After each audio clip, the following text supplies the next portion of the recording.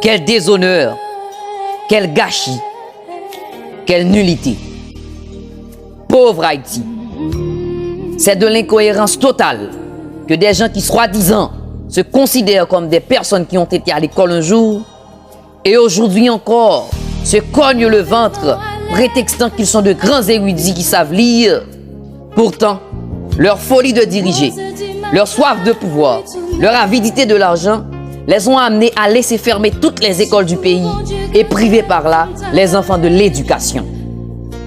Or, nous savons tous que cette dernière est un acquis de droit et en privé revient à une violation et une atteinte de la dignité humaine.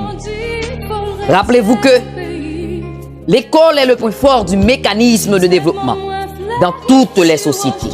Elle est le symbole de la lumière qui éclaire le chemin des peuples dans le monde qui ont de la fierté et de la dignité et surtout de l'amour pour leur patrie.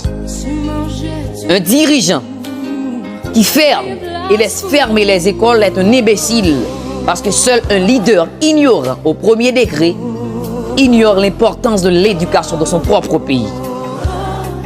Cela fait de vous une bande de perdants intellectuels, des traîtres bloquant tout un pays, vendant vos âmes pour de l'argent. Vous piétinez le courage de nos ancêtres. Vous n'êtes pas humains, car seuls les cochons qui n'aiment pas la propreté. Donc, votre façon d'agir traduit qui vous êtes.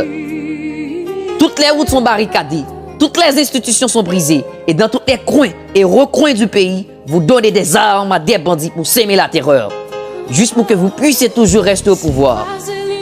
Quelle puissance!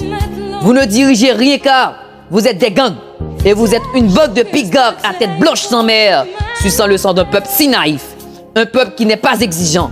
Mais les conspirations nationales et internationales tiennent Haïti à la gorge. Et cela l'aggrave lorsque ce sont ses propres enfants qui la liquident comme de vieux draps abandonnés par les brocanteurs.